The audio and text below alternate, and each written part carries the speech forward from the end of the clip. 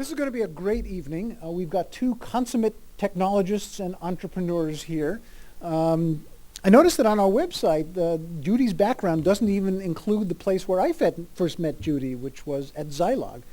Judy has been involved in the history of networking for her entire career at Zilog, but then founded Bridge Communications, Network Computing Devices, Precept Software, and just goes on to do amazing things in the field of computers and computer networks.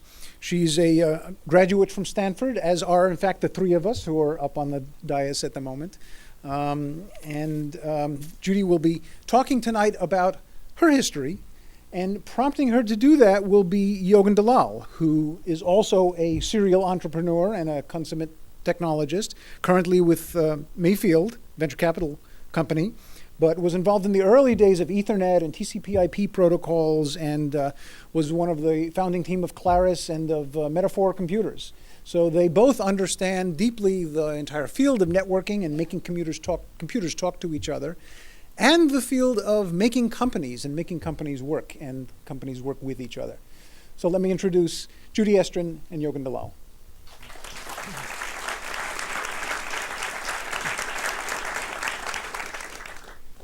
Well, good evening and welcome. It's a pleasure and honor for me to be here this evening having a conversation with Judy about her life in technology. And as you'll discover, it's a very rich life.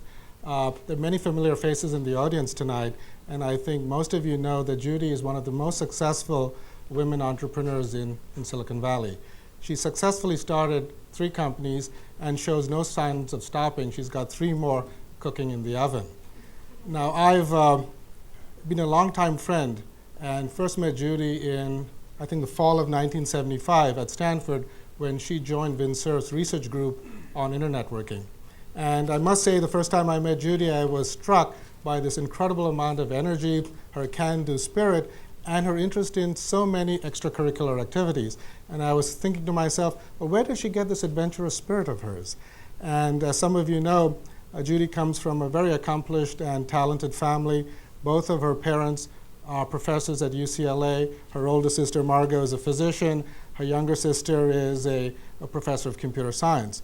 So in this sort of crucible of growing up, it has certainly affected the way she thinks about technology and how she's got the spirit of going out and doing various things. So welcome, Judy. Thank you.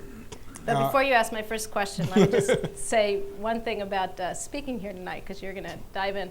I was thinking about this talk, and I was really honored to speak here until I suddenly started to think what I was really speaking at. And I have spent my whole career being young for what I am doing. You know, I started Bridge at 26, and I like to think of myself as being one of the youngsters.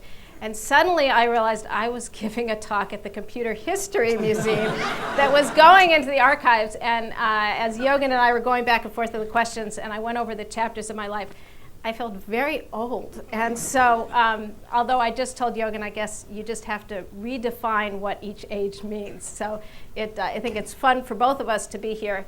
And I just wanted the reception to go on for a couple of hours, actually, and skip the talk, because each chapter of my life, somebody suddenly popped up at this reception. So one of the benefits, I think, of the Computer History Museum is not just the paper archives, but the people interchange. And so it's great to be here, and I'd be happy to stop talking and just go back to the reception if you guys will do that, but I think that's not what we're here for. So. Well, it's always good to start from the beginning, so I thought I'd start off by asking Judy, what was it like growing up in her family, and how did she develop this spirit of adventure that's taken her to today? So it's interesting to have somebody call me adventuresome, because I think in the end, people who know me and knew me growing up would probably say I'm not very adventuresome, and actually wearing a purple pantsuit as opposed to a black one is probably stepping out more than I usually do. So as a personality growing up, I don't have any of those stories of that people would say, I knew that Judy would end up doing something like that. And I think most of the people who grew up with me knew me as a people person and maybe a facilitator, but not necessarily a leader. So it's funny how you happen on a career. I'm not sure that that anybody would have guessed that I would have ended up being an entrepreneur. On the other hand, I think that I perhaps was destined to be a technologist. I was born into technology. My parents are both PhDs in electrical engineering. They were building the first computer in the Middle East in 1953 and 54 when they built me at the same time. I claim to have the better architecture because I am more scalable. I'm still operating. That computer called the Weizac is on display, but is not operating today. So I was lucky enough, and I certainly attribute there are a lot of elements that go into success. Obviously, there's a lot of work, but I attribute a lot of my success to the fact that I came from such a rich beginnings and was exposed to technology early on. My mother reminded me that my first computer science lecture that I attended, I was, I think, 8 years old, and I went to a lecture that my father was giving on the ABCs of computing, and they also proceeded to tell me that as soon as the lights went out, because it was slideshow at the time, I fell asleep. But I woke up to applaud vigorously at the end of his talk. So that you can see that I was exposed to technology very early on. I am math-oriented, problem-solving-oriented. I used to claim that if computers hadn't been invented, I would have had to be a statistician or something, or an accountant. So I think I'm very glad that computers came about because it made for a much better career. And I think the other thing just about my upbringing is I had incredible role models in terms of values, ethics, love of learning, which is really what I took from my parents, and grew up in an environment where work was integrated into one's life. My parents just had a passion for what they did. Maybe that's a nice way of saying I grew up with workaholics and therefore became a workaholic, but just certainly grew up in an environment that was supportive. A lot of people say to me, as a woman, don't you feel, wasn't it hard? How have you made it in a man's world? And I think that I was very, very lucky that I grew up in an environment and went out into the world not questioning whether I could, but assuming that I could, because I had those built-in role models. And I think my two sisters and myself all individually have just not gone into the world with a chip on our shoulder, but assuming that this was how you lived your life. And so a lot of luck went into what kicked off a great career. So. Well, it certainly, is important lessons for all of us to think about who have children is, how do you produce more Judy Estrins? Now, as I Not sort exactly. as fast forward a little bit, and as I look at Judy's career in Silicon Valley, I think she probably holds the record for having raised money from venture capitalists 6 times. And so I'd like to ask Judy what it was like when she raised money from people like myself now, when she and Bill Carrico first started Bridge. Did they take her seriously? And now what has changed, and how do they take her these days? I mean, how those fundraisings evolved when she first started? So it's interesting. I was looking at the questions that, yes, we did exchange the questions ahead of time so that I could be prepared. I know you and the audience will ask some questions that are the trickier ones. But I mentioned this question to Bill, and Bill said, it's way more than 6 times. Because in fact, for each company, it's not just one round. And even though the venture guys today would like you to do 1 round and have it last forever, most companies have multiple rounds of venture. So yes, we have raised money lots and lots of times. Probably the most traumatic was the first time. It was 1981. I was 26. Bill was 31. We spent 6 months trying to get contacts to go talk to venture people with a business plan that evolved over that 6 months. And nobody knew us. It was kind of like, who is this guy and his girlfriend? Actually, those people that knew we were a guy and his girlfriend, we spent a lot of time like not wanting to hold hands in public because a venture capitalist might see us. And we didn't want to tell the venture guys that we were a couple until after they heard our idea. And then before they funded, we would acknowledge that we were a couple. So it was very hard. We were brand new. A couple of things helped us through. My father made up a consulting project that he said he had to have done because that way he could give us some money. And I did some consulting for you, Yogan. Remember documenting the XNS protocol spec at Xerox. So, but you get through it, and to any young entrepreneur today, because it's gotten way hard again, is you eventually do get through it. When I was ready to give up, Bill said, no, we got to go forward. When he was ready to give up, I was ready to go forward. We wrote our business plan on a TRS-80 with a cassette tape storage. I can remember using something called Scripsit. So there was at least a computer at home, but it was we didn't have any PowerPoint slides, so we didn't have to spend our time on fancy graphics. One of the interesting stories there is we did finally get a commitment from a venture firm. It was Weizac and Greer. We were about to close our money. I think it was December of 1981, when Strategic Inc. came out with a market research report that said broadband was going to win over Ethernet, that broadband was going to win out over baseband because Wang was going to win out over Xerox. And that market research report almost killed our funding, because our funding was based on Ethernet. And we had to go reconvince everybody that it was the right thing. And therefore, I have come to something that I just said to my partner in one of the spin-outs, Doug Brent, today. It's not closed till the check is in the bank and cleared, because you never know what can happen from the time you get that commitment till you have the money in the bank. How has things changed for us? Obviously, it got a lot easier. I used to say experience shouldn't matter. When we were fundraising for Bridge, I used to say, why does everybody care if we've done it before? We know how to do it. As you get going, you realize that experience isn't mandatory. There has to be a first time for everything, but experience sure helps. Fundraising got increasingly easier. I used to say it took 6 months, then it took 6 hours, then it took 6 minutes, and then after the bubble, it got a little harder again. But we'll talk a little bit later about my views about funding and the bubble and after the bubble. We'll save that for another question. As you've talked about Bridge, Judy, when you started Bridge, you were at the birth of a new industry. People didn't know what local area networks was about. So I'd be curious for you to tell us about what was it like from your perspective to know people like Bob Metcalfe, Charlie Bass, Ralph Ungerman. How did the industry sort of evolve? What is the role of TCP/IP? You, as you pointed out when we were walking through the museum today, Bridge really built the first TCP/IP router. And how did that change your perspectives? What happened to LAN switches? It was just an amazing time when you started Bridge. Yeah, so we started Bridge in 1981, and actually we shipped the first router, but not the first IP router. And so that's why when Cisco says they shipped the first router, I think they really mean IP, and that keeps them honest in that claim. But it was an incredibly exciting time. I mean, a lot of people now, when you think back to that, the companies that were just starting in the networking industry were essentially Bob Metcalfe, who had started 3Com, Ungerman Bass, and Cytec. Those were the big three that a new company coming in kind of worried about.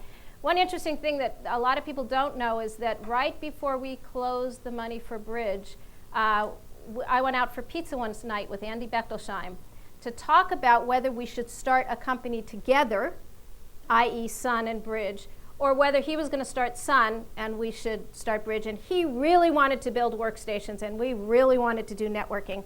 Little did we know that network computing was going to be so integrated, and we decided just to keep up the communication. But it was an interesting conversation, and one could imagine what the world would have been like if we had made another decision after that meeting. When we started Bridge, TCP wasn't really, not that it didn't exist, because obviously it existed back from the work that Vint and Jogan and Carl Sunshine did at Stanford, but it wasn't a force in the industry. And we started Bridge using the XNS protocols, which actually are a better protocol set, but better doesn't always win out, as we know. And we had meeting after meeting of product planning where one or two sales guys will say, when are we going to build a DDN gateway? Because you only sold TCP into the government as a DDN gateway. And we kind of always prioritized it lower, lower, lower. Didn't get around to it until Bill Joy incorporated TCP into Unix. And then I guess it's Metcalfe's law that has to do with connectivity and things that you talk to. It took over, and then we were forced into, by the marketplace, TCP was really all that mattered. So it was an interesting time. Now we can't imagine a world of networking before TCP existed. We did at Bridge ship the first gateway, the first router, just a lesson in flexibility. We started out the company, we were going to build internetworking products. We got about a month into the business plan and looked at each other and said, you know what? There aren't any networks to internetwork. And so we probably are a little too early, and we probably should go build what we built. Communication servers were the servers that connected terminals over the network. Three just interesting customers that I think about in Bridge in the early days because they're an interesting sign of the future. One, actually for time-wise I'll do two. One was Southwestern Bell. They were one of our biggest customers. They got Bridge established because Ingram & Bassett spent 6 months selling them on local area networks. We came in and within 2 weeks got the order. We were a new company, but we had to prove to them that you could actually send terminal strokes over the Ethernet and have the right latency because they were connecting terminals to hosts. And it was all fiber optics. So this was a whole building that had fiber optic transceivers, and we see where optics plays today and see that, in those days people were actually very early days of optics. The other is our largest order was to AT&T right before the breakout. And they bought $700,000 worth of communication servers because they had money to spend before it broke up. And I'm sure they still are in some warehouse today because I don't think they ever deployed. But the telecommunications world is very different now from it was then. And then the last thing, just I guess to talk about Bridge, is that we decided to sell Bridge or merge Bridge into 3Com because the market was really changing from terminal connectivity to PC connectivity, and that's what 3Com was all about. We decided that we really needed to have more critical mass, and certainly one of the lessons learned of my career was how difficult mergers are. In the end, the merger of Bridge and 3Com and the mismanagement of that merger, which all of us at the top have to take some responsibility for that, created Cisco. 6 months after we left 3Com, Bill and I decided to leave after about 9 months. Sandy Lerner of Cisco came to visit me at NCD and said, we had never met, we moved in the same circles. She said, I just want to thank you.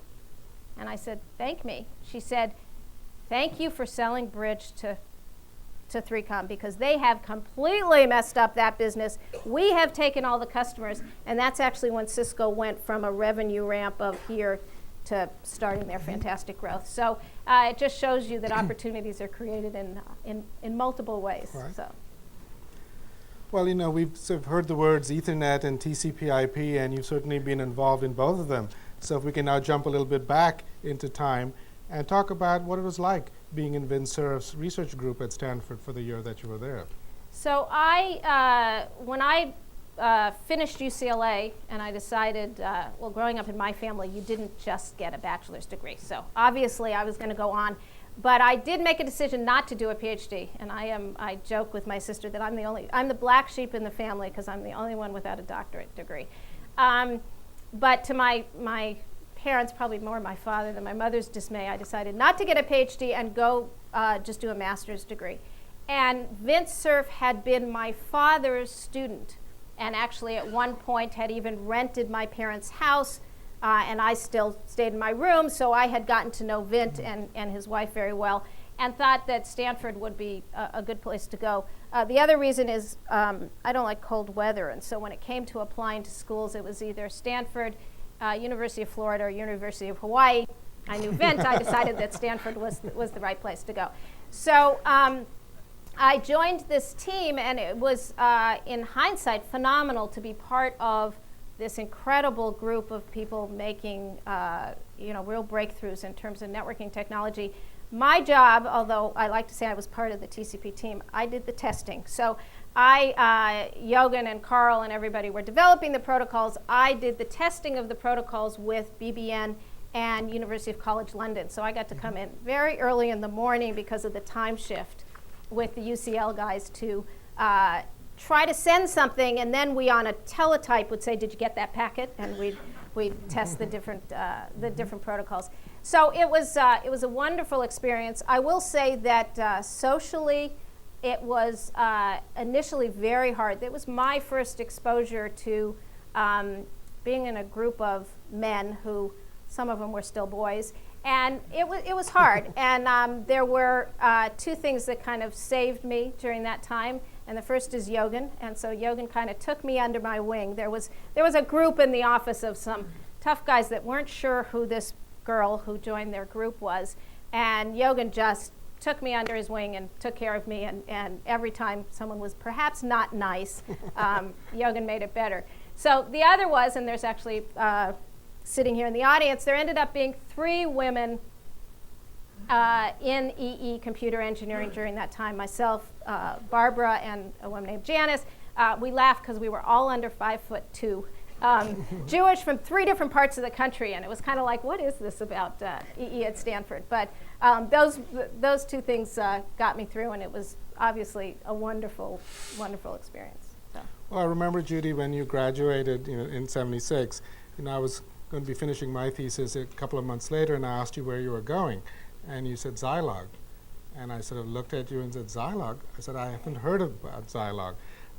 And I was an academic in those days. I didn't know much about startups. But you clearly had decided way back in 1976 that rather than going to an IBM or some of these other well-known companies, that you would sort of go join a little company like Zilog. So can you tell us why? So I interviewed at Xerox and HP and Intel, and Charlie Bass was a visiting professor at Stanford, and I don't remember how I hooked up with him, but I remember walking through the Stanford campus and him telling me about this company named Zilog that was 50 people, exciting, new stuff. And then I agonized, do I go to Zilog that nobody has heard of, or do I go to someplace like Xerox where Jogan ended up, my friend Barbara was, David Liddell, one of the most charismatic leaders, was recruiting for that job.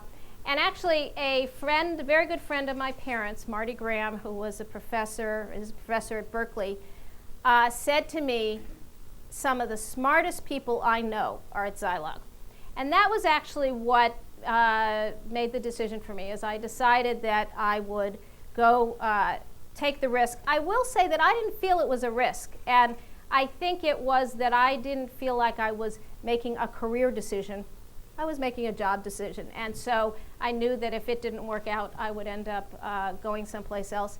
But it ended up being a decision that not only really set my career, but changed my life. And when I think about it, there are really 4 things that I think back to Zilog about the experience. The first is that was my first experience with what an entrepreneurial team can achieve. And the spirit and the passion and the way that group worked together and lived together was just amazing. And since then, I think we've tried to reproduce some of that, but the group that we had at Zilog really was something special. There are a few people sprinkled here in the audience that are from that chapter of our life. So what an entrepreneurial team can achieve really struck me in terms of that experience. And for those of you who don't know, our group at Zilog actually shipped the first commercial local area network. It was called ZNet, and it was before anybody knew what local area network's about. And before LANs had become a real thing. I was teasing Bill Hesley, who was in marketing at the time, that he didn't want us to call it a local area network at the reception because no one knew what a local area network was. The second thing I learned, and again I was teased about this at the reception, is I learned that marketing matters. I was quoted from those days of saying that marketing was an unnecessary evil, and I probably at the time really thought it. But I learned during that time that technology for technology's sake doesn't solve anybody's problems because it never gets to the customer. And I think one of the most frustrating experiences for me at Zilog was having this incredible technology, a multi-processor, just networked computer with an operating system that, called Rio that nobody knows about today, that just didn't reach the market because there wasn't the right marketing and the right distribution channel. So I learned a very strong lesson then, and knew that I cared, that I didn't want to do technology for technology's sake. The third thing was I realized I enjoyed managing people. That was the place I first moved into management as opposed to just being an individual contributor, and loved it and kind of never looked back. And it's been a long time since I've written any software. And then the fourth, and obviously the most important, is not the change in my career, but the change in my life, because it was at Zilog that I met Bill Carrico, who then became my partner in both business and life, which I'm sure Jochen will ask about in a little bit. So. Well, one of the things that I've learned, Judy, is that not only is marketing important, but as you talk about the other startups you've created, that sales is even more important. And I think many of us, a thing lesson I've learned, sometimes discount what a salesperson has to do. And you learn in a startup very early that if the salesperson isn't selling, you have no company. And today in particular, I think being the vice president of sales is the hardest job in Silicon Valley, because selling technology is extremely difficult. And so with each phase, you learn why you need a complete team of people. And I think that's sometimes difficult for technologists to really appreciate. So you did Bridge, and you couldn't stop there.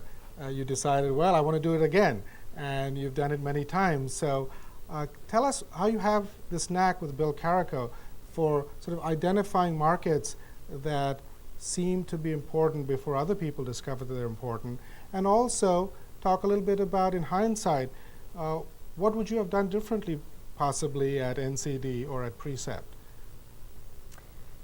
So the question of how do you identify it is a hard one, because it's a sense, it's looking at the market, it is knowing a good idea when you see it. In NCD's case, the team found us.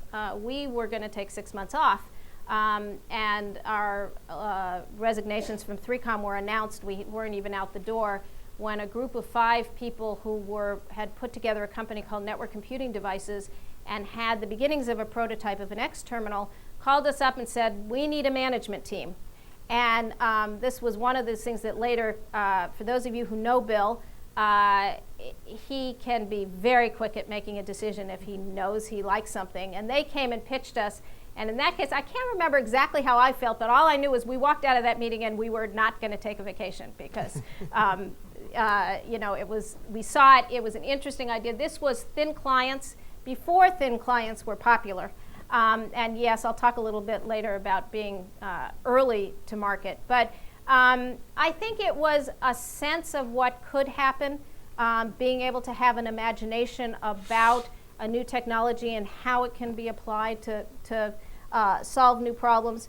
In the NCD case, I think that the biggest lesson I learned, and NCD of our career I think was clearly the most humbling, because it's not fun to do an IPO and then see your stock go up to 19 and then know that those people who bought at 19, the stock's now at 4. Now, that's happened to a lot of the Valley in the bubble.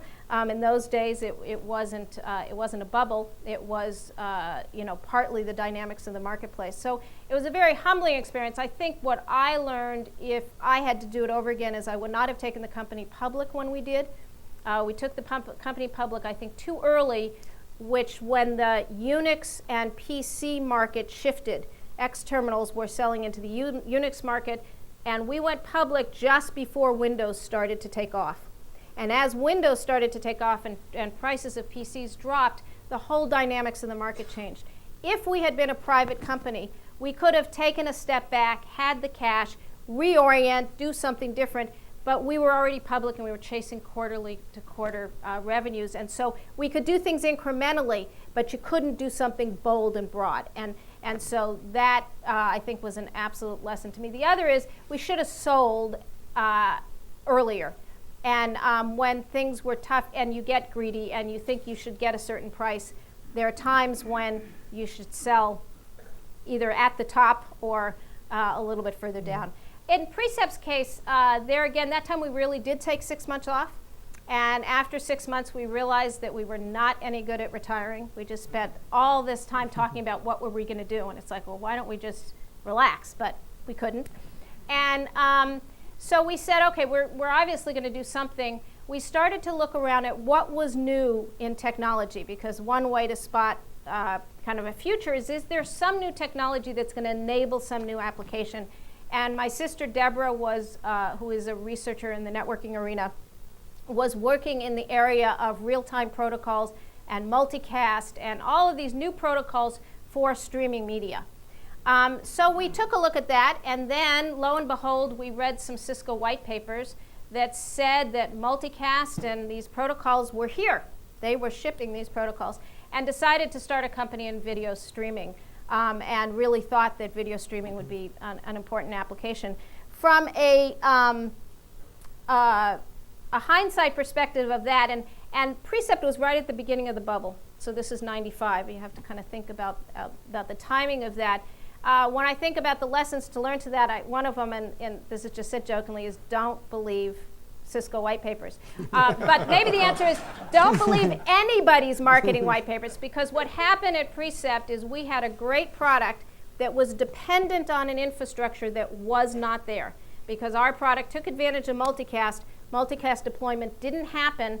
We couldn't deploy the product, and we couldn't get that critical mass that you need before the big guys come in the market. The thing we did right is recognize that and say we really are better off being part of a big company. And when Cisco came and said we'd like to buy the company, we didn't say, no, I don't want to, we can grow bigger. We said this is the right thing to do, and I became CTO of Cisco.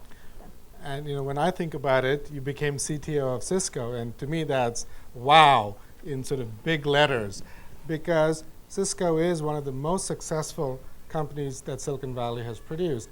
And I know in the bubble years, people were debating as to whether Cisco's market cap would overtake Microsoft's market cap. I mean, those are the kinds of conversations. I think it did for one day. For one day.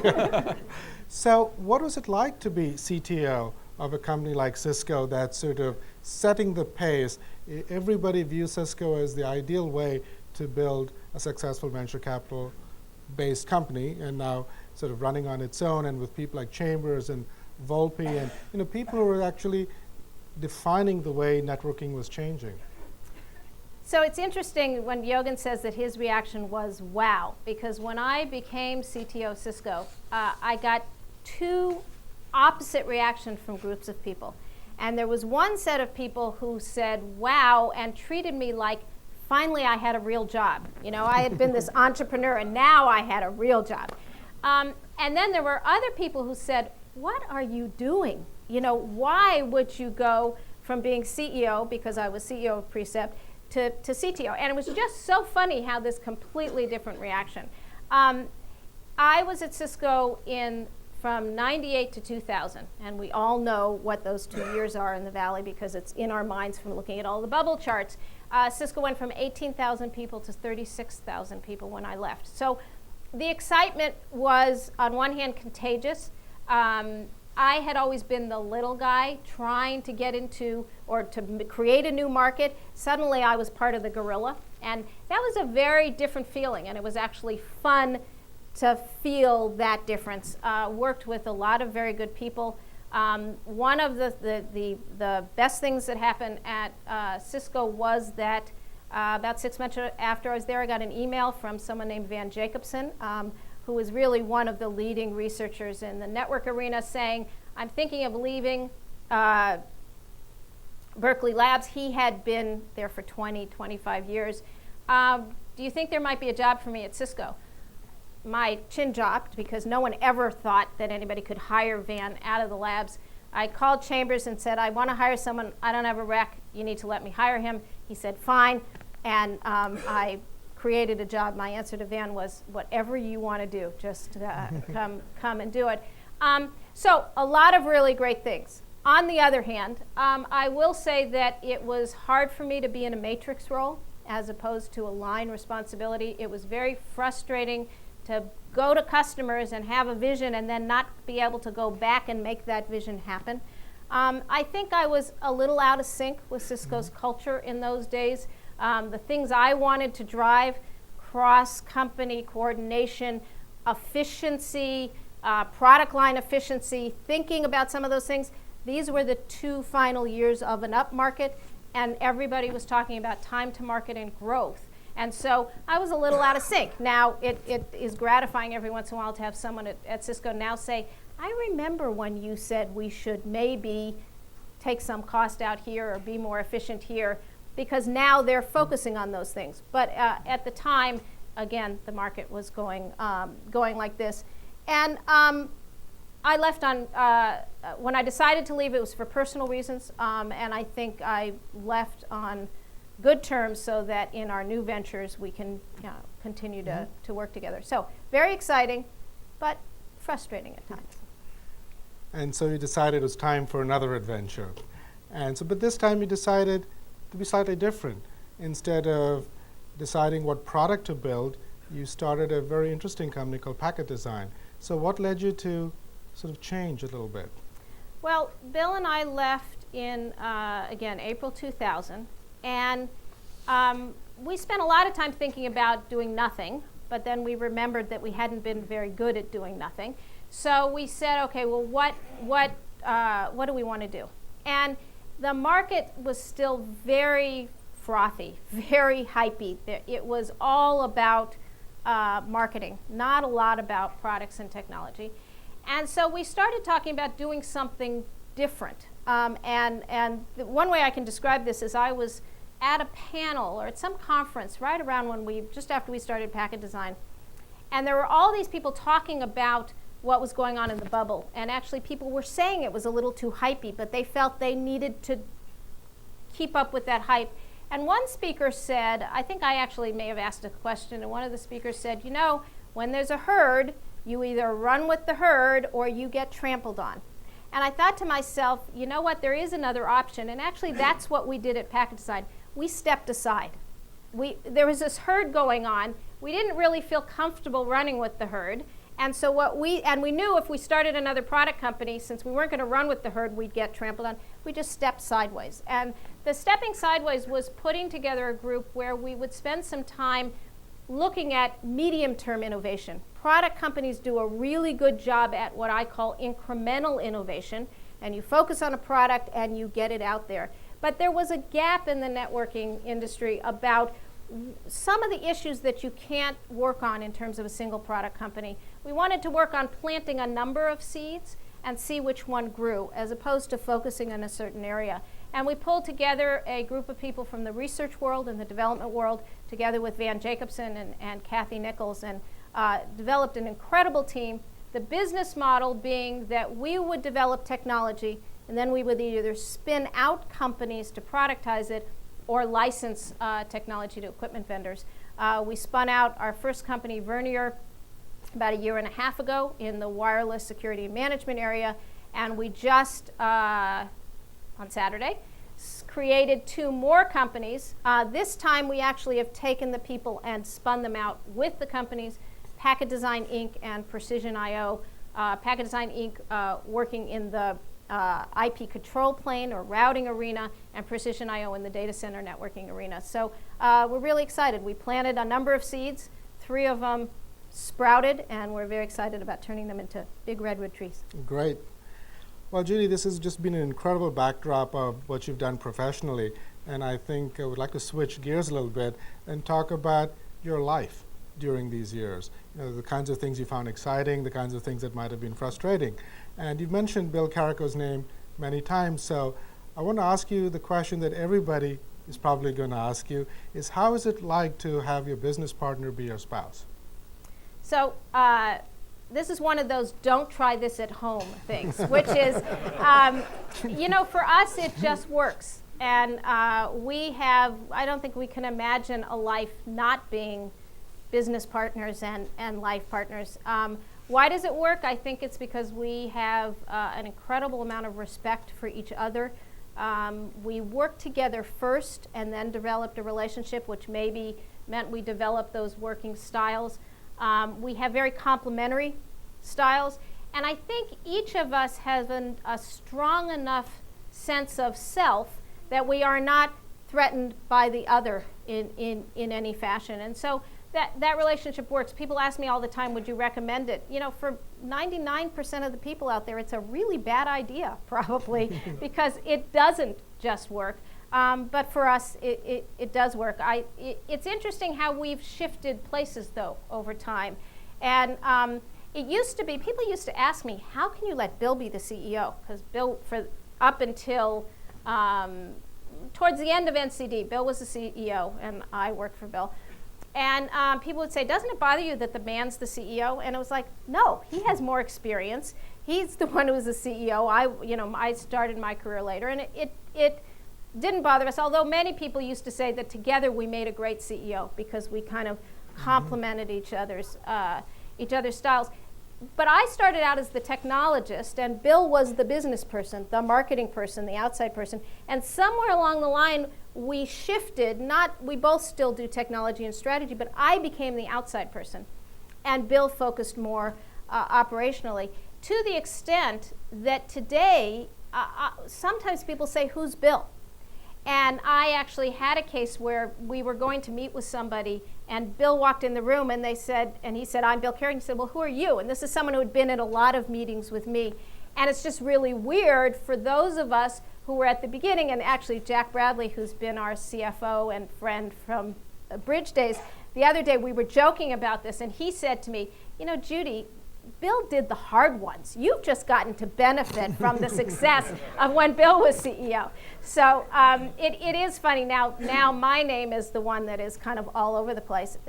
People will say, is Bill here tonight? No, he'd prefer not to be out in public, but he's perfectly happy for me to be the outside person and for him to focus internally. So it just works. Well, that's what great partnership's about, and whether they're husband and wife teams like yourself and Bill, or John Warnock and Geschke, you always have to have a team where people complement each other, and your team was self-contained.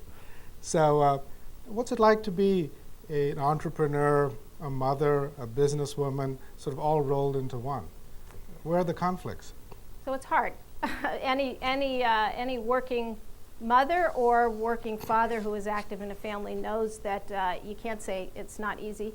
But I think I wouldn't have it any other way. And we have a 12-and-a-half-year-old son, David, because if he was sitting here, he wouldn't like that I said 12, who is, in our mind, clearly our most important and most successful startup. So if you look at all of those things that we have done together, he clearly shines as the most successful, although he's not through his teenage years yet. So we'll see how I say that in a year or two from now. I think, though, that it was easier for me. I established my career first and then had a child, so I wasn't proving myself and managing that conflict, and I think that made it a little easier. On the other hand, I think parenting has made me a better leader, and I think managing has made me a better parent. So I think there's actually there's a lot of people that work for me that sometimes act like 2-year-olds. And nobody who's here in the audience, so I'm not today. But so I think there is a lot of synergy, and I think the thing that I always focus on the most, and the hardest thing, is time and time management, something we all have to deal with. My 2 ways of coping with that is decide what's going to drop. Don't ever think you can do everything, because something is going to drop. And so I try to pick the things that drop and at different times rather than being out of control. Sometimes it's friends that I should keep in contact with. Sometimes it is people who know Bill and I know we don't go places. We don't socialize. We don't go to parties. We don't. And part of that is that's just a decision. That's something that we don't have time for. The other thing is I have lots of support and lots of help. And so one of the things that gets me through the day is the support I have at home and the support I have in the office, and that's what keeps me sane. But it's doable, but it's not easy. Well, you don't stop there. Besides startups and a family, you have all these extracurricular activities. Judy's on the board of 3 public U.S. corporations. So what's it like to switch from being a startup CEO to being a board member of a successful company like FedEx or Disney or Sun? So very, very different, and it's one of the reasons I am very fortunate to be able to have gotten the opportunity to serve on these boards. It's just a whole different world the world of kind of big companies, the different types of problems you have, the exposure to different industries. Probably one of the most valuable things to me, though, was having sold technology for so many years. It is really, or developing and selling, it is really interesting to put your hat on for the customer. Because when I am at FedEx or when I am at Disney, I'm representing the people that use all this technology, and you hear about the problems that the users actually have in dealing with everything that we keep trying to shove into their environments. And so getting a customer perspective has been very, very valuable for me. I really enjoy the diversity. I think before I went on a large company board, I was one of those people that thought startups were the only way to go. Having been involved with larger companies, it gave me the realization of what brand can do, what large scale and mass can do. It has gotten more time consuming. The world that we all know, the world of corporate governance has changed. Actually, the other day somebody was interviewing me and they sent me a little email thing and asked me to fill in my hobbies. Now hobbies, that's one of those things, remember when I said you decide what drops? I don't really have any hobbies because I don't really have time to do any of them well. So I said to Bill, what should I put down as a hobby? I hate it when people ask me what my hobbies are, and he says, corporate governance, that's your hobby. Because I'm spending so much time with these boards talking about corporate governance issues. I will say, though, that all of this corporate governance stuff is going to have, I think, a long-term negative impact on our business, on technology and in the environment. Some of it is very good. There's certainly be companies out there that needed to tighten up their governance in the best interest of their shareholders. But what has happened is the world has become way, way more risk adverse. And with that, the willingness of some of these companies to take risks on new companies and new technologies is going to diminish for a while until people, until that pendulum steadies out. So it is an interesting perspective. Well, all of your successes have also made you a media star.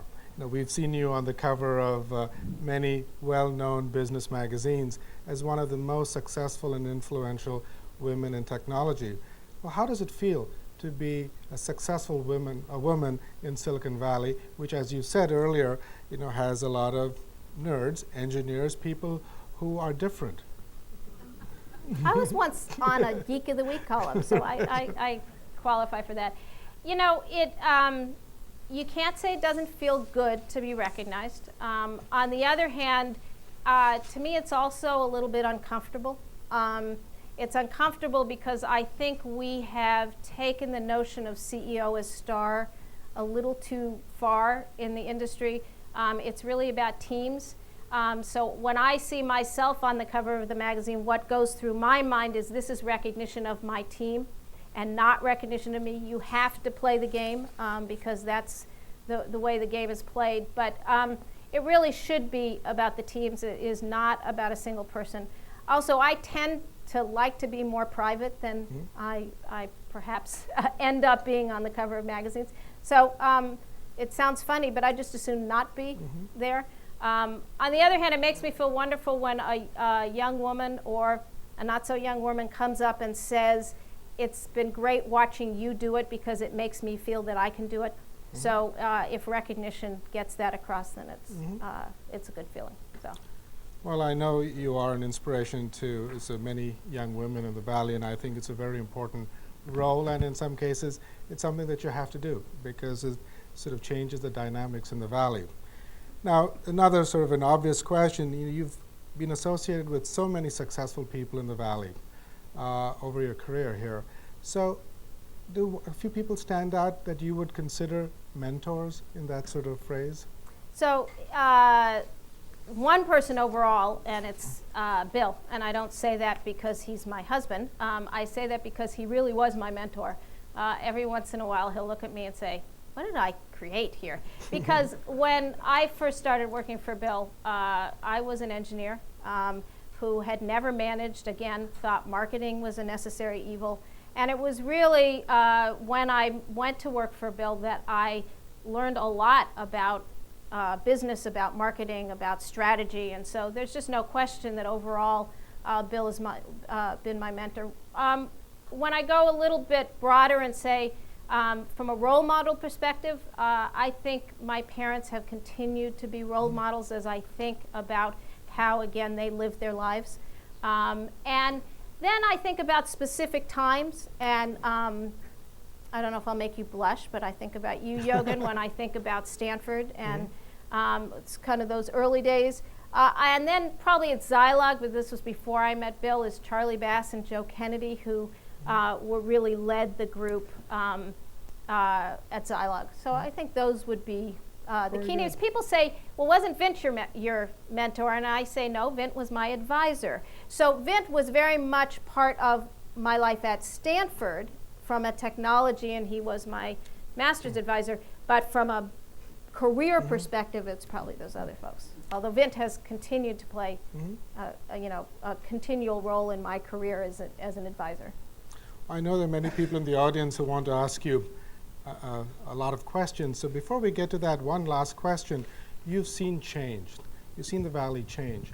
What are your perspectives on this change? Has it been good change? Has it been troubling change? And as you look forward,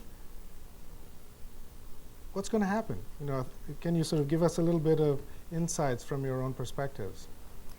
So, what has changed? I think there's really two ways to answer that. One is just interesting to think about the companies we created and how has the environment changed. And this is more from a computer history perspective. When we started Bridge, we were so excited when we got our VACs and our terminals. And now everybody has their laptop.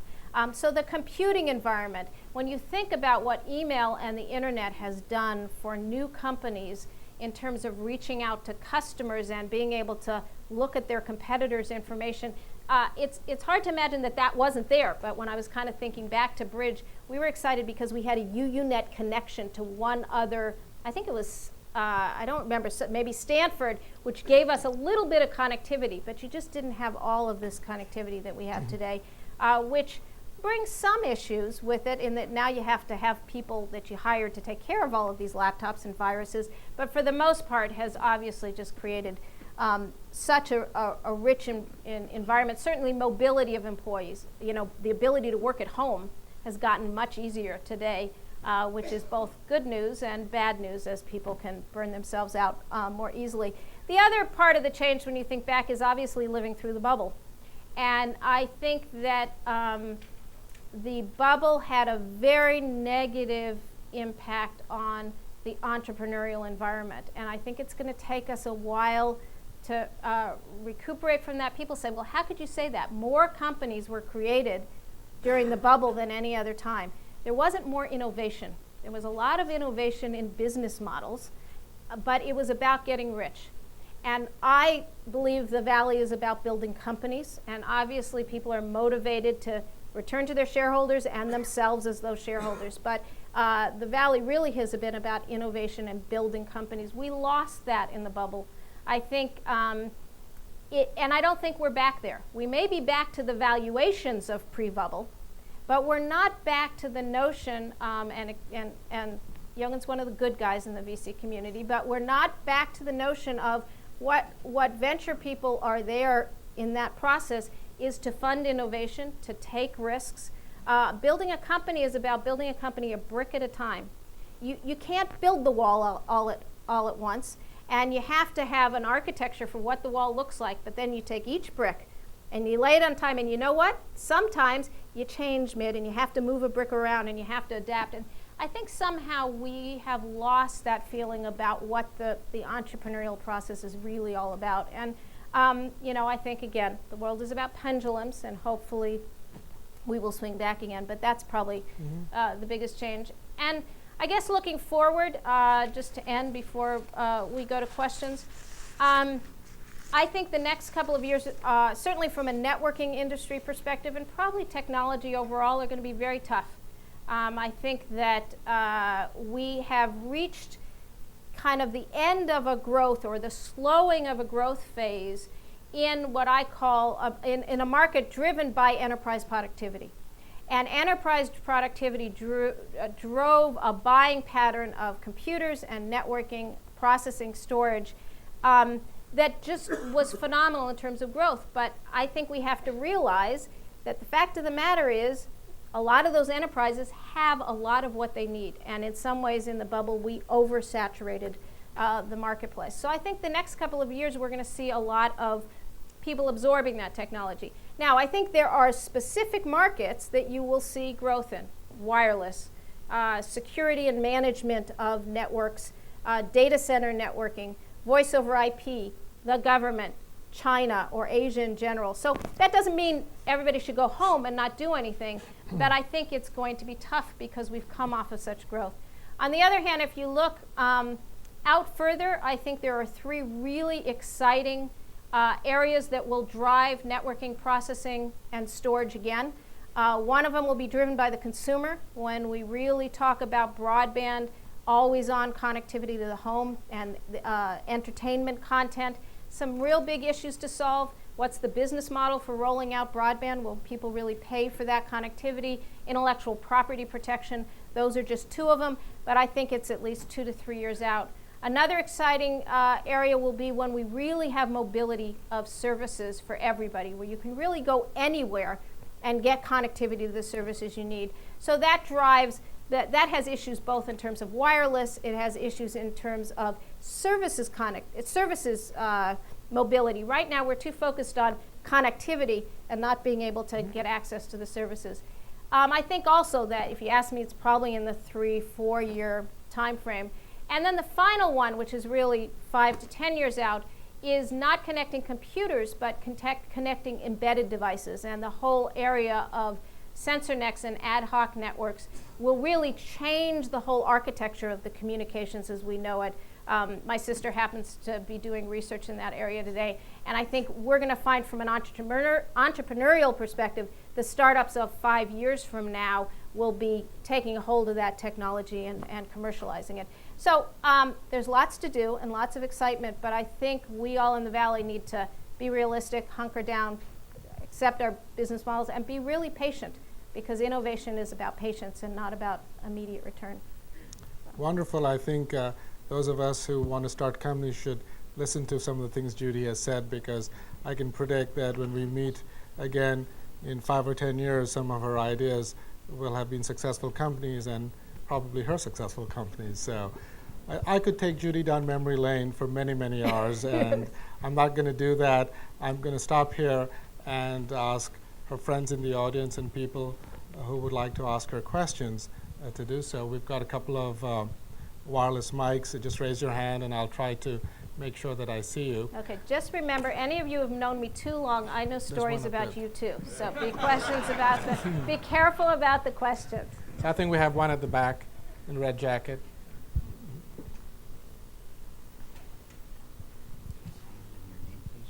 Judy, my name is Ellen. I pay attention and I notice a lot of companies now they moved or transfer R&D to another countries. Now, are you worried about this in the overall? And because I know you focus on R&D, and personal, I do a lot of R&D myself, so I'm kind of worried too, you know.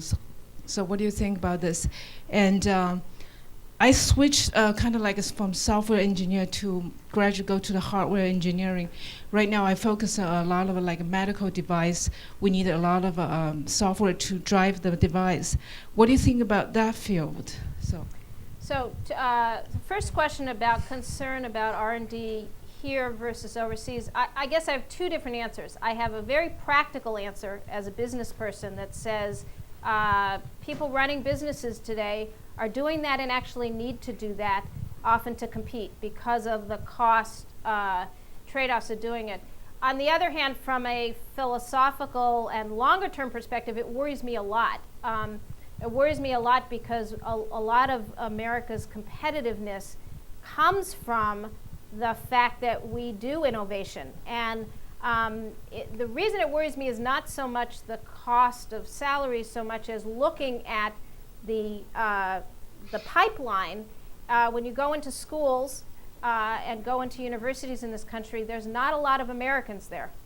And so not only do we have a problem today, I think we have a problem for the long term, and not to pitch the Computer Museum, but one of the reasons why things like the Computer History Museum and others is we're not doing enough to inspire kids to go into math and science and to love technology. And I think actually this is another case where the bubble backfired on us, because again, it was all about business models and getting rich. So it does concern me. Do I have answers?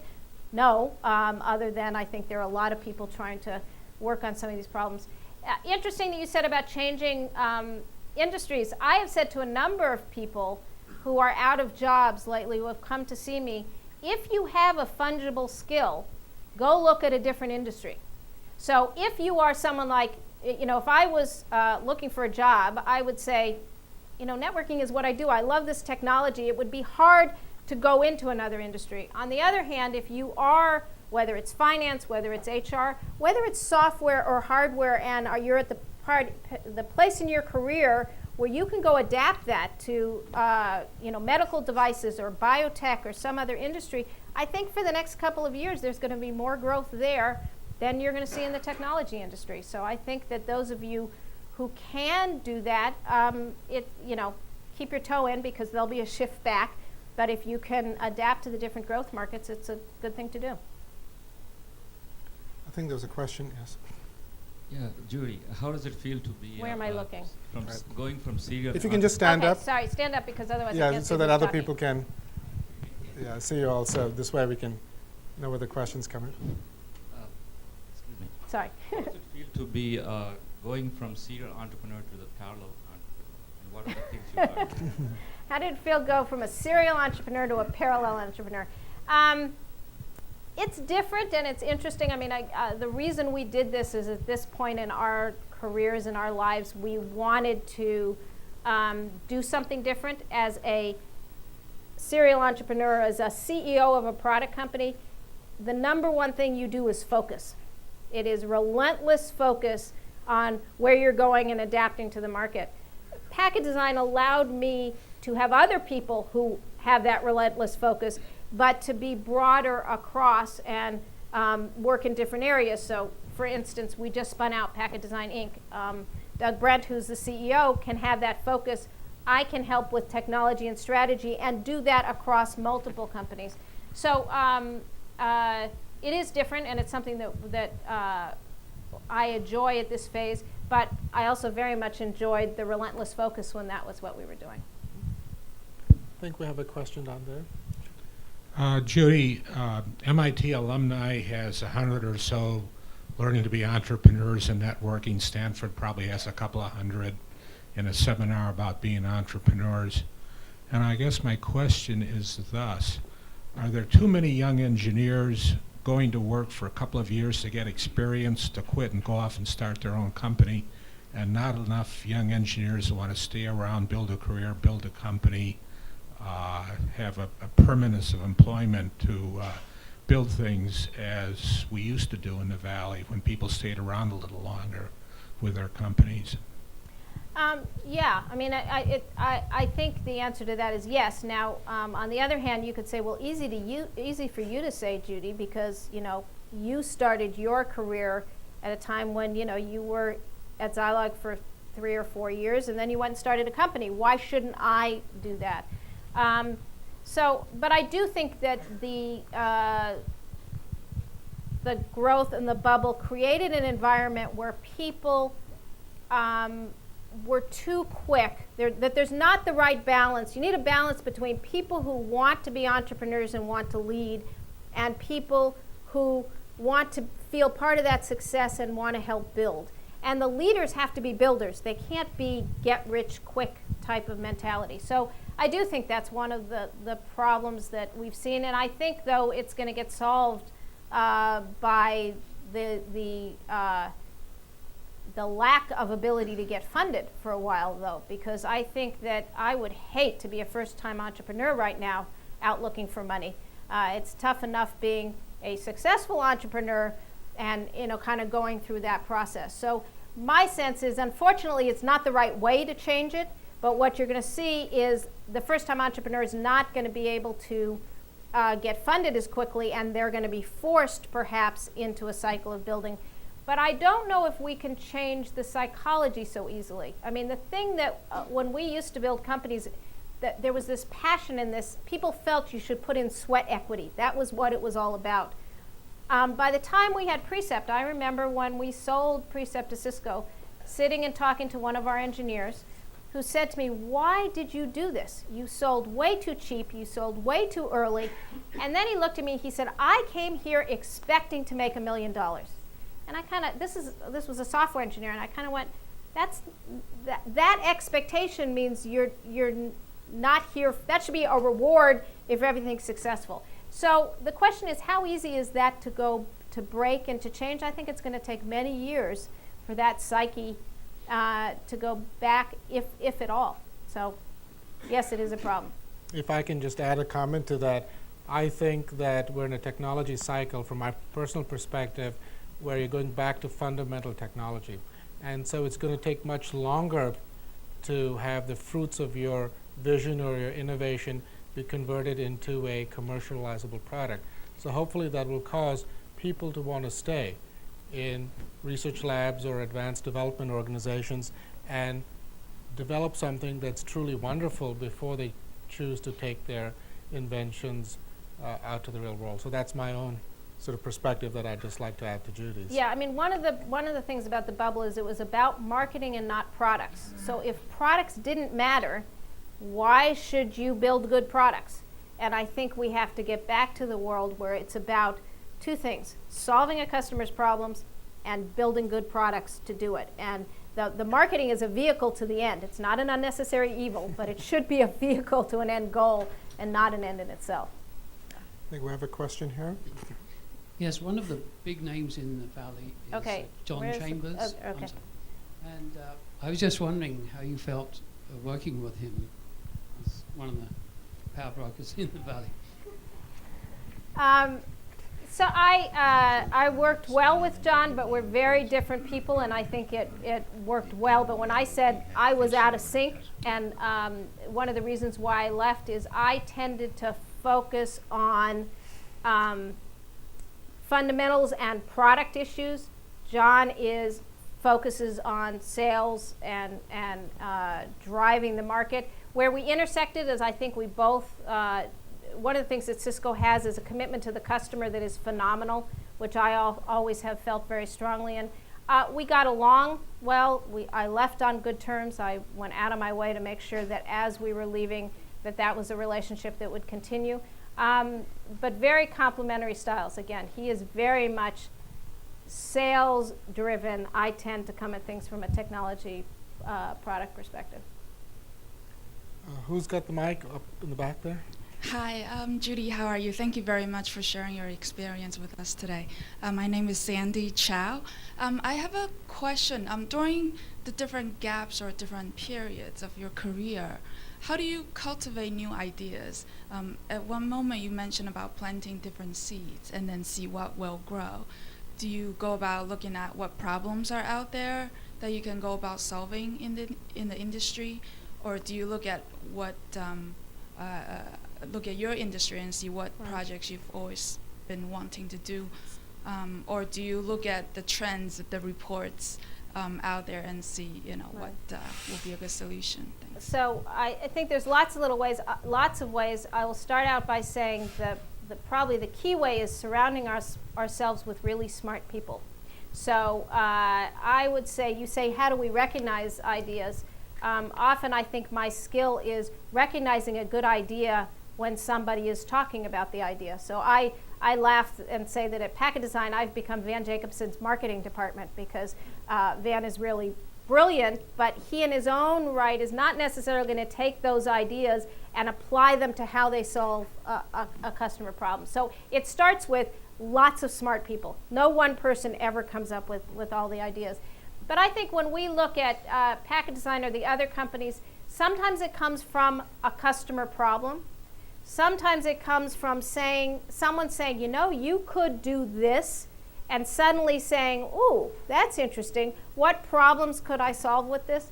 So it is different depending on the environment.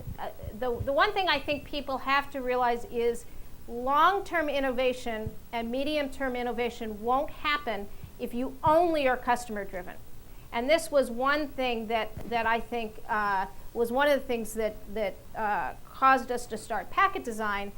If all you ever do is listen to the customer for all innovation, the customer doesn't know yet what they're going to be doing 3 or 4 years from now, because they don't know that they can.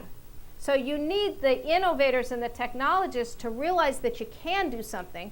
Then you need to go show it to a customer and said, if we had this, would you be able to do something with it? And then you mold it into a product. So it really has to come from both, depending on which part. I still am, and I'm a big believer in pure research and having the right balance, because that's the only place the real breakthroughs come from. So it's a question of where you're looking in that food chain. I think we have a question here. Hi, Judy. My name is Malladi Prasad. I wanted to find out from you what you thought about the open software movement and the Linux and its impact it's having on companies such as Sun, especially because now people can run a Linux on an Intel box for much cheaper. So how do you think this is impacting, or is going to impact companies like Sun and maybe Microsoft and the business model? Do you think that business model is viable in the long term? So I'll start off saying that's not a fair question. It's only not a fair question because I am on the board of Sun, and there is press in the room, and so I'm going to try to answer it indirectly, because there's just no way I, in a public forum, will talk about impacts on Sun's business model. I wouldn't be on the board of Sun if I didn't believe in Sun. Okay, so I'll start out with that statement. I think that on one hand, the open source movement and Linux is a phenomenal trend that is going to happen, is good for the market overall. I believe in open standards, and I think open source in one area is a very good thing. I believe that Linux will continue to become more and more important, and I will say Sun has made announcements which Sun supports Linux. So it's not a Linux versus Sun perspective. I think, though, that the marketplace needs to be careful not to overreact to illusion versus substance. And in the end, it's not about the operating system, it's about solving a problem. And there are some places where the price performance of a Linux Intel solution might solve the problem fine, and that's what the customer will buy. There are other places that there are other products that you would buy that provide a better or different solution, and that's what should be bought. So I don't like the whole it's Linux versus Sun perspective. I think Sun has recognized Linux. I think Linux will not wipe out Solaris. I think Solaris has a lot of capabilities in it that Linux today doesn't. I think it's not about the OS. I think it's about what you write to. I think it's about what the price performance is, what company you buy from, and people will make decisions based on the solution. So if that's not punting the question, I don't know what is. I think Linux is not going to go away. I don't think Linux is going to wipe out everything else. So. Hi, Judy. I'm Geeta Rangan. Yeah, and my background is also Ethernet semiconductors, and my last stint was starting a company about 3 years ago. I'm also a champion of encouraging women, qualified women, into this field of high-tech technology. One of the roadblocks I came upon was a difficulty in hiring qualified women, encouraging them to join a startup. And my message to them was like, I was doing it when I had a young child, and if I can, why can't you?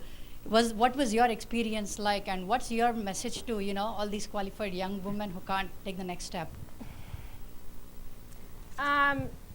So I, again, was, lucky or created whatever, in that I built my own houses. So I built my own companies before I had a child. So I didn't have to deal with the issues of being a mother in somebody else's company who perhaps didn't treat me the same or give me the leeway to balance the way I need to. So I'm not saying, I don't know that my experience was typical, again, because I built my career first and then I had a child. You know, what I would say, and the advice I give is, number one, startups are not for everybody. And for sure, the first couple of years of a startup are hell. And so it doesn't mean you can't do it and have a small child, but you either need a lot of help, something's going to give, there's going to be some compromises. I had my son and I was back at work 3 weeks later. Do I think I'm a bad mother? No, I don't. Did I have a lot of help at home? Yes, I did. I was able to afford it and manage it. So I think there are times to do it, times to not. I do think that leaders in general, whether it's big companies or startups, need to recognize that people have lives. And I think one of the other things that happened during the bubble is it became very macho. And I don't mean that to be sexist. It just became very popular to say, we have staff meetings at 7 o'clock on Saturday morning, and people sleep in their offices. And you know what? They probably were working harder than smarter. And I think one of the things that we've always tried to do in our companies is recognize balance. Doesn't mean that people don't work hard, but recognize balance. And it's balance that allows you to think. It's balance that makes you better at what you do. So I guess the one thing I wouldn't do is push somebody into doing it if they didn't want to do it, because if you're not committed in the early days of a startup and not ready to be there if you need to, it's hard, and you have to be willing to make the compromises. But it can be done, and I think it's just a question of deciding which compromises you're going to make.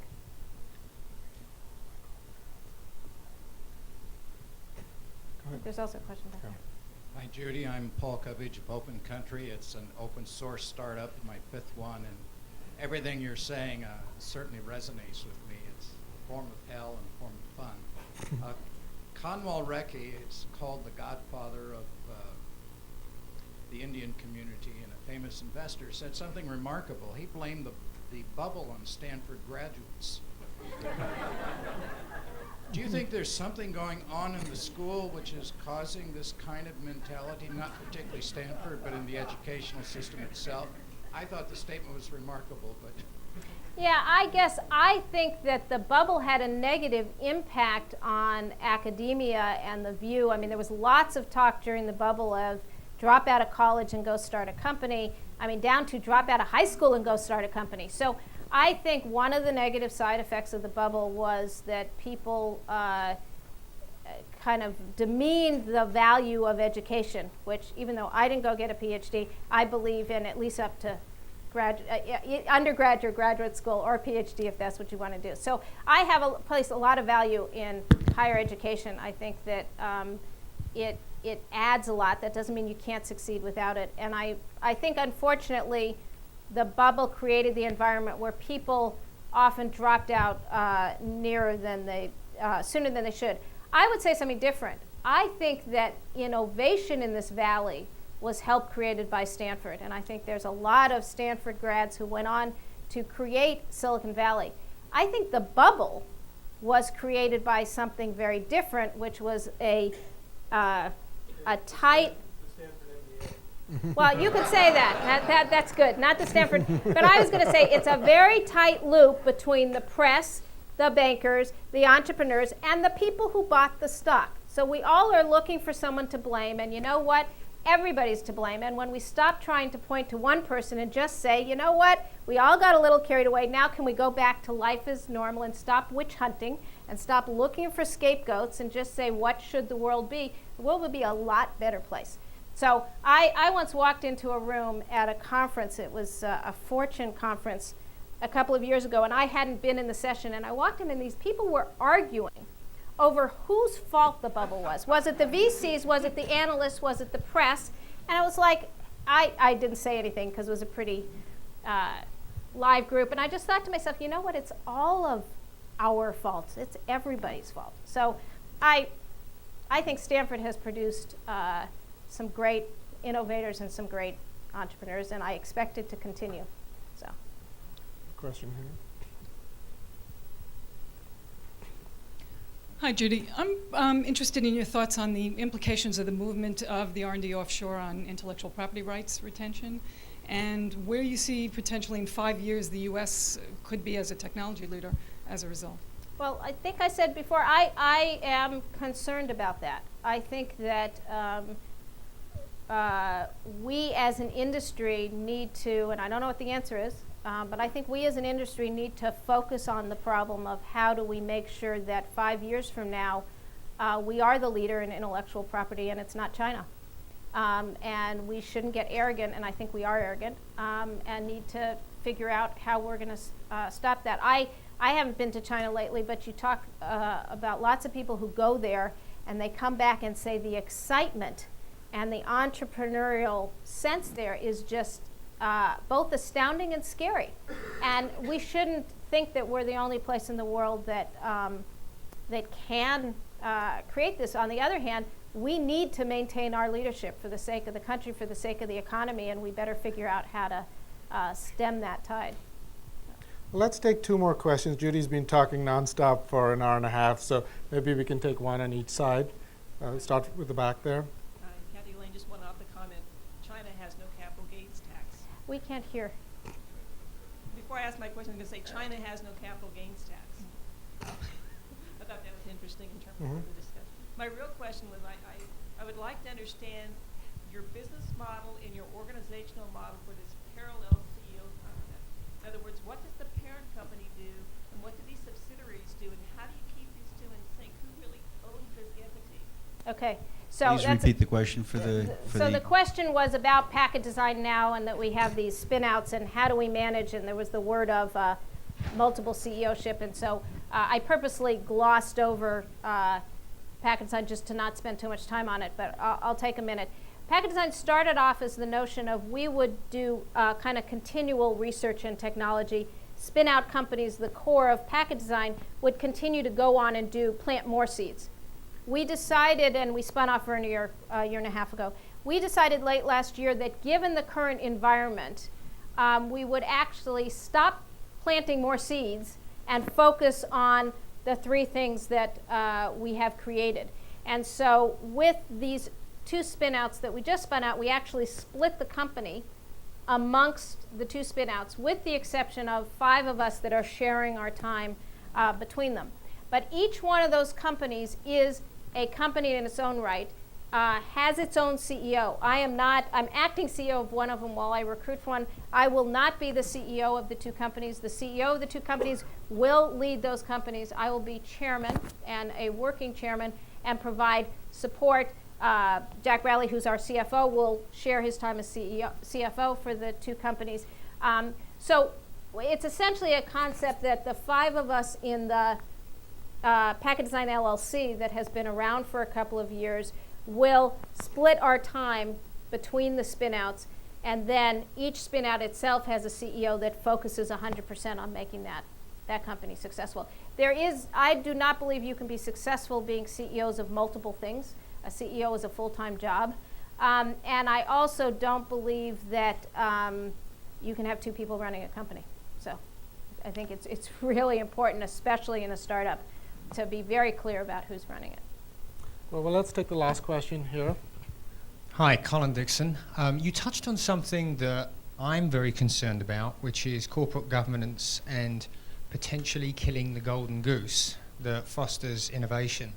For instance, in industry today, the way accounting is working is that they are forcing companies not to recognize revenue until all of the product has been delivered. In startups, you trade on futures.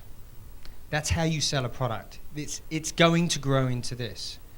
Would you like to comment on that? You have a very unique perspective, both large company and small company. Would you like to comment a little bit more on that? Yeah, I mean, I guess without talking about specifics, I think we have to find the right balance. I think that, again, I keep coming back to the bubble having a lot of negative side effects. It did. One of them is people went too far. They did a lot of things that they shouldn't have done. And so the reaction to that is to overcompensate in the other direction. Unfortunately, because the bubble was such a phenomenon in terms of its impact on people. And then you have the bursting of the bubble coupled with the large corporate scandals that came about, coupled with 9/11, coupled with everything else that's going on in the world.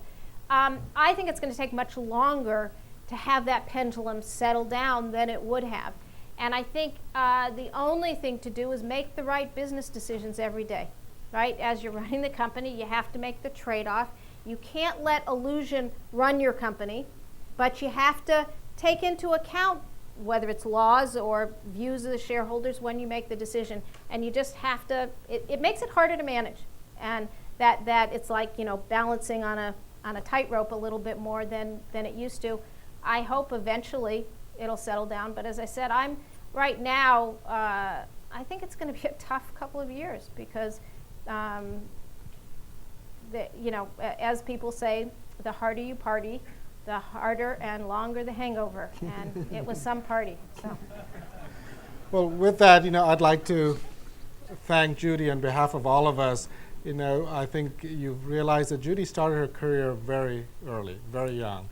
And Thank so you. That makes me not feel quite You're not history, Judy. And so we're expecting lots of great things from you still to come. So with that, thank you, Judy. Thank you. Judy, thank you so much.